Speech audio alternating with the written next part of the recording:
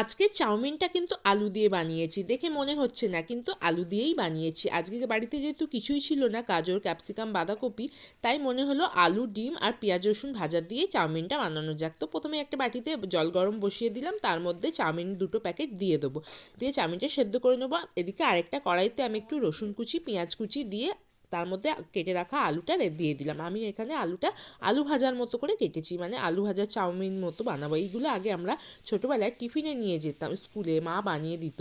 এখন তো আর ওরকম করে কেউ চাউমিন খায় না, কিন্তু এই চাউমিনগুলো মাঝে মাঝে খেতে খুব ইচ্ছে করে। এই যে দেখো, প্রথমে একটা কড়াইতে সাদা তেল দিয়ে তাতে রসুন কুচি আর পেঁয়াজ কুচি দিয়ে আলুগুলো ভেজে দিয়ে ওর মধ্যেই দিয়ে দেবো একটুখানি নুন। আলুটা যখন ভাজা ভাজা হয়ে যাবে, একটা ডিম ওই কড়াইয়ের মাঝখানেই ফাটিয়ে আলুর সাথে আবারও ভেজে নেবো। যখন একদম সব কিছু ভাজা হয়ে যাবে, আলু, ডিম, পেঁয়াজ, রসুন, তারপরে দিয়ে দেবো চাউমিনটা, আগে থেকে যে সিদ্ধ করলাম সেই চাউমিনটা। তারপরে চাউমিনের উপরে দিয়ে দেবো ভিনেগার আর সয়া সস। যেহেতু এই দুটো ছিল তো এগুলো দিয়েই দিলাম, খেতে ভালো লাগবে। ভিনেগারটা চাউমিনে দিলে যেহেতু টেস্টি লাগে তাই দিয়ে দিলাম।